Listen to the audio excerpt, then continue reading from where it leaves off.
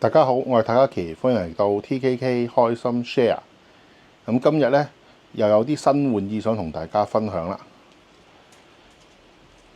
喺早一段時間，突然間好流行嗰個柯達盲盒，唔知大家有冇留意啦？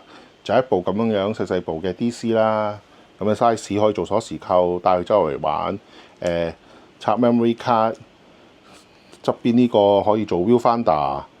跟住呢度亦都有一個細嘅 screen， 有啲特別嘅 filter 整咗入去，影出嚟嘅效果就當然係玩具級別啦，細細個。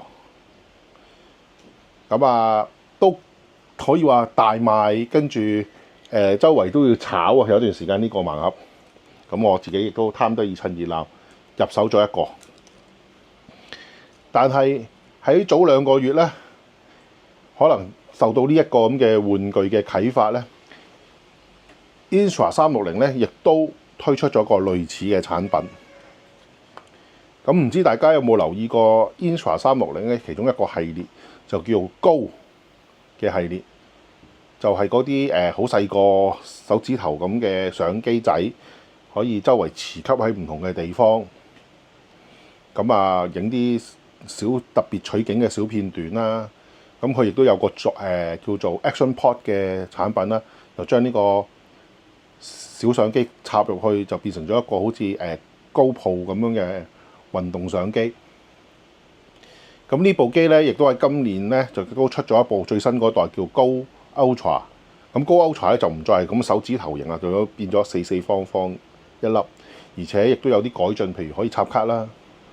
咁但係同我今日嗰個玩具冇直接關係嘅，因為咧我話Intra 360可能受到呢個啟發而出嗰個玩具呢，就係根據佢嘅上一代 Go Ultra 嘅上一代 Go 3S 而出嘅。佢為咗嗰個 Go 3S 就出咗一個新嘅配件，而除咗你可以俾現有 Go 3S 嘅用家就咁直接買個配件之外呢，佢亦都將呢個配件重新組合成一個新嘅套裝。就有啲似以前你買呢啲唔同類型嘅產品都有啲咩創作家套裝啊、潛水套裝啊、Vlog 套裝啊，本體都係一樣，跟住就預先為你配搭好幾個根據個套裝名稱嘅配件俾你。咁佢呢，就為咗呢一部機呢，呢一個產品就出咗一個叫做復古玩家套裝，就係咁啦。咁呢個復古玩家套裝呢，就出咗4款，顏色有2個，就係分別而家圖中呢一個白色啦，有呢個彩虹紋嘅啦。另外呢，就係紅色嘅成部機，即係嗰個相機本體同埋呢一個外邊呢個好似相機嘅物體紅色。另外顏色2款，跟住咧佢亦都有分內置儲存128定係64。咁大家要知道啦，Go 3S 咧係冇得插卡，你買翻去係幾多就係幾多㗎啦。咁我就睇個盒都知道啦，就買咗白色128呢個版本啦。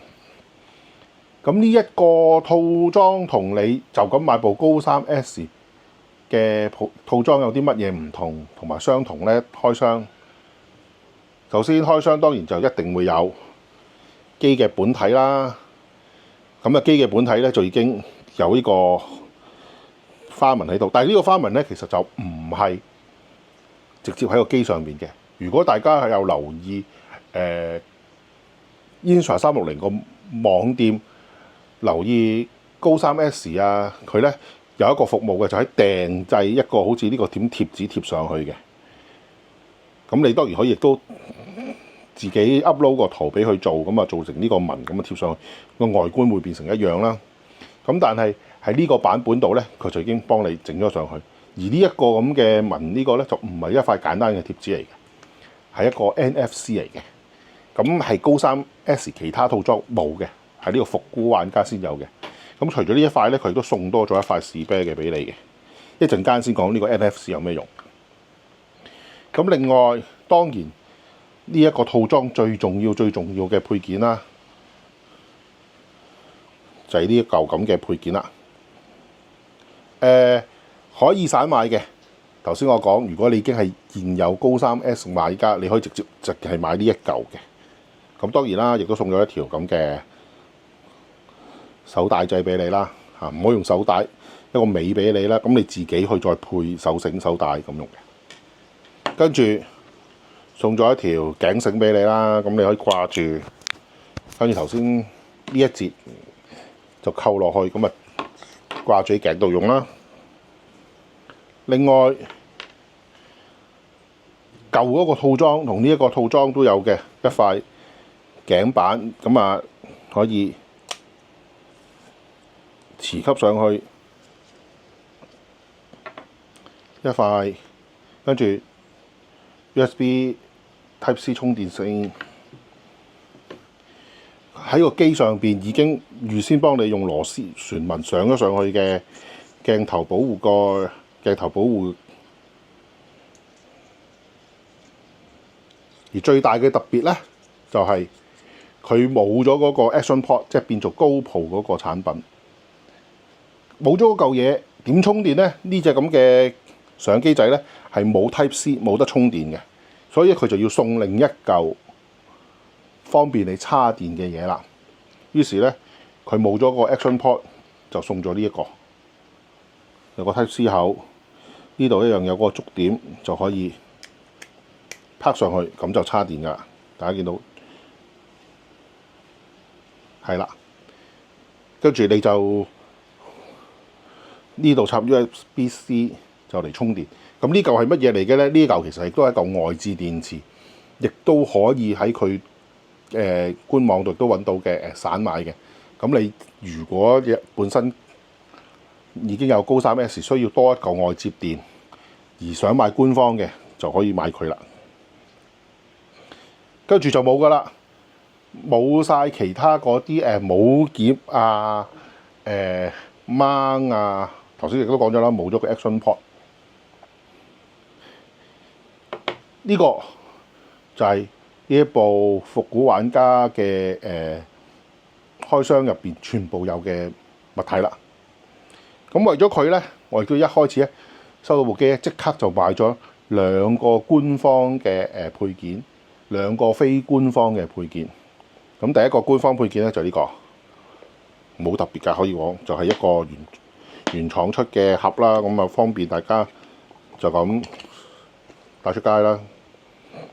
第二個咧就係遮光罩，一陣間我會俾大家睇下，就貼喺呢度嘅一個遮光罩。非原廠嘅配件咧就係保護貼，一套3張，一張貼喺呢個位，一張貼喺呢個位，另一張咧本來你可以揀直接貼喺呢個保護鏡嘅面頭，或者扭開佢貼喺個鏡頭上邊啦。但係咧我就冇計咁做，因為我再買咗第二個非官方配件咧，就係一塊UV filter。咁啊好簡單嘅啫，螺旋扭落嚟就扭呢塊 UV filter 上去啦。咁咧我就將佢頭先我講嗰個保護貼套裝嘅鏡頭上面嗰塊保護貼咧，就貼咗上去呢個 UV filter 上邊。咁當然啦，你可以喺佢官網或者其他 third party 度咧，亦都買到唔同嘅filter 嘅，有 ND 啊，有 CPL 啦咁樣樣。咁啊睇大家拍攝嘅需要啦。咁呢部機究竟玩乜嘢嘅咧？拆出嚟咧就同你舊嘅高三 S 冇乜分別啦，用法玩法最主要就配合呢一個吸咗落去，佢就變成咗一部腰屏嘅相機。冇錯，係腰屏嘅。睇嘢喺呢度，大家可以留意下啦。我向上先，嗱呢度就係個取景器，大家就喺度望落去啦，放喺腰屏，係啦。咁啊，大家睇到啦。跟住咧，呢個位嘅正中間咧，撳一下就影相，撳2下就拍片，再撳1下就停止拍片。咁呢一個腰屏取景器下邊咧，個底部咧仲有一塊黑色嘅，就可以拆出嚟嘅。佢本身就係磁吸收埋一塊咁嘅黑色嘅嘢。跟住咧，帶得呢啲機出去影相玩嘅，通常都有一樣嘢需求就係自拍。咁呢嚿嘢點樣自拍好呢？佢就好巧妙啦。首先第一喺呢個取景器嘅前邊呢度呢，就鍍咗一層水銀，個效果就係好似我哋見到嗰啲 Ray-Ban 太陽眼鏡咁樣樣，鍍咗水銀嘅。喺入邊望出去就當然睇到啦，喺出邊望入嚟就好似鏡咁反光。佢就鍍咗一模一樣嘅嘢上邊，跟住就配合頭先係話喺個底度拆出嚟呢一塊磁吸，遮住上邊呢度變成黑色。咁大家睇下前面啦，佢就變成咗個鏡啦。咁佢就可以愛嚟自拍啦。咁但係咧呢一塊嘢對我嚟講就冇用嘅。點解咧？因為頭先講我買咗個官方嘅配件啊嘛，就係個遮光罩。個遮光罩咧就係咁樣樣啦，下邊呢度3M 膠就跟住呢度啲弧度啊，全部咧就做好晒。咁大家咧就可以一買翻嚟撕開就貼落去啦。咁佢咧喺個盒入邊咧，除咗本身已經黐好咗一張咧嘅3M 貼之外咧，佢其實咧額外咧都再送多咗一張俾你嘅。玩到冇晒黏力咧，因為佢靠黏力搣咗出嚟咧，你就可以換咗呢塊裁好咗嘅雙面膠，咁啊可以貼落去啦。咁呢個遮光罩當然大家見到接埋咗就咁樣樣，高咗少少嘅啫。原本係平嘅，就高咗少少啦。大家聽下個聲，好清脆嘅。咁啊兩邊彈弓啦，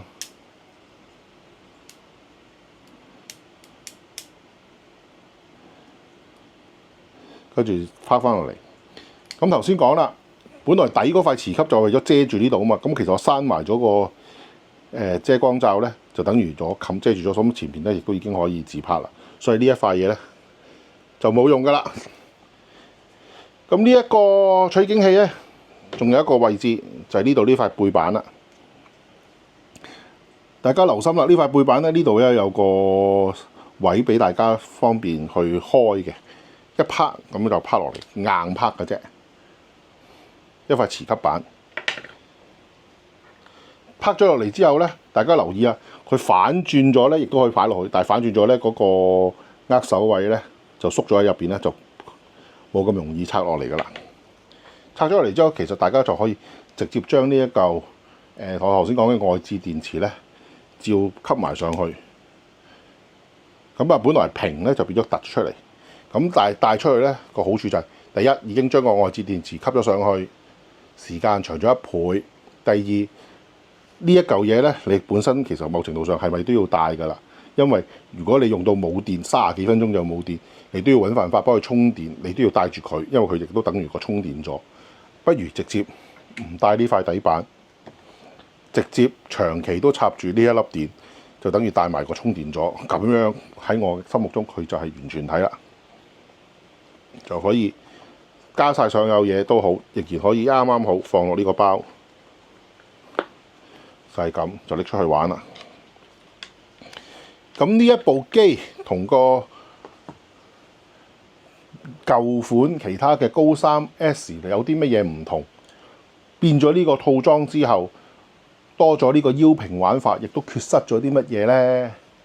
咁啊，亦都喺度講一講啦。第一，如果你已經係有高3 S 嘅，絕對唔值得去買呢個套裝嘅。真係就咁，你真係好想玩，覺得好有用，買嗰個腰屏取景器，再買埋粒外置電就已經搞掂。如果你成充電都覺得唔緊要嘅，有得佢唔夠電，我拆翻落嚟駁落個 Action Port 度充電都得嘅。咁連嗰個外置電都可以唔使買，淨係買嗰個腰屏取景器，當成多一個唔同嘅配件帶埋出去就夠㗎啦。咁如果你係咁樣嘅套裝，有乜嘢少咗咧？就少咗 filter 同埋 NFC。咁頭先講啦，佢呢個面咧就有個 NFC 喺入邊嘅，咁佢寫好咗㗎啦。呢一部機本身有個手機 app，可以用嚟 download 相、過相、遙控部相機。而你呢一個 NFC 其實就係一擺埋去部機度咧，佢自動就開呢個 app， 就係咁簡單嘅啫。咁呢個功能好方便咗咯，好有用。係咪冇咗唔得？唔係啊，你咪攞部手機度直接撳入去個 app 咯，手動。所以呢個套裝多咗嘅呢樣嘢，可有可無。第二，呢個套裝為佢喺呢部機個 firmware 入邊咧，就加咗一啲特別嘅 filter， 影相正片，即係我哋俗稱，如果以前曬相出嚟嘅 E-冲 C 嘅效果，攞正片去曬相，跟住普通嘅負片嘅效果，跟住再有一啲已經有晒嗰啲相框星星喺側邊啊，冰冰咁樣嘅相框嘅效果，就多咗呢啲嘅啫。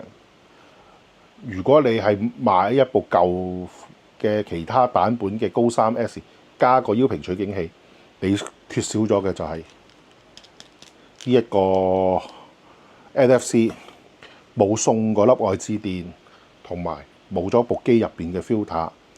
而粒外置電你可以另外買翻，唯一個係個 NFC 同埋個 filter 係冇咗嘅。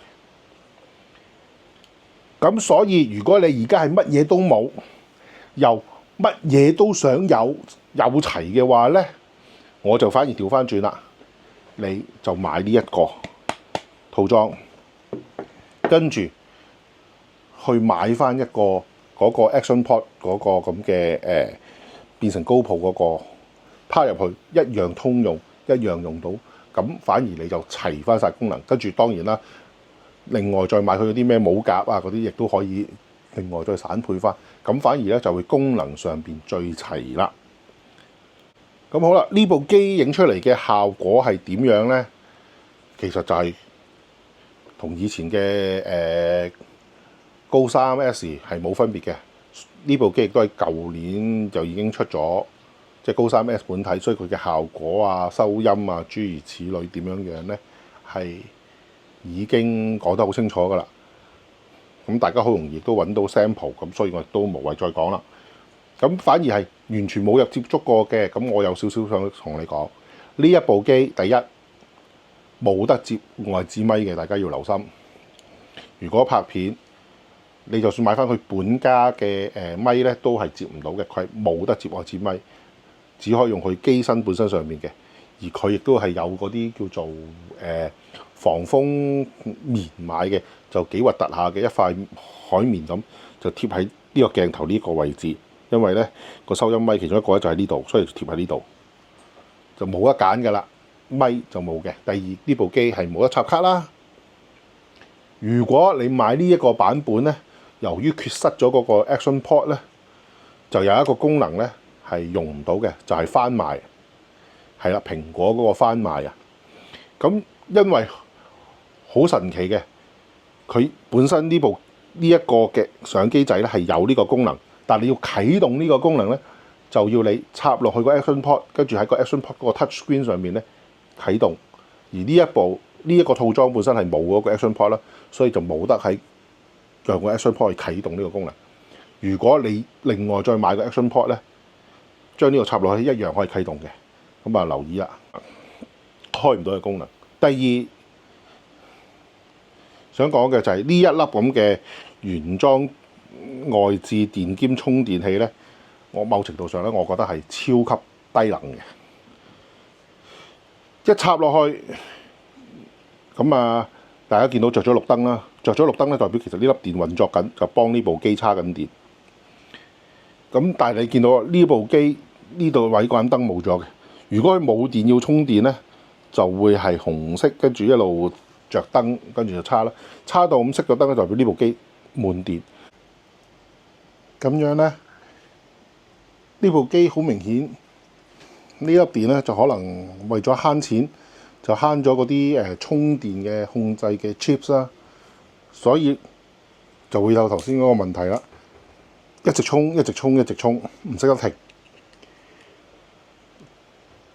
就會帶嚟個咩問題？就係我出街玩到部機冇晒電，跟住翻嚟叉電啦，一插落去兩邊着燈，一齊叉，兩邊都停咗閃燈，熄咗燈，叉滿電，掹咗條線收埋佢，諗住過幾日拎翻出嚟，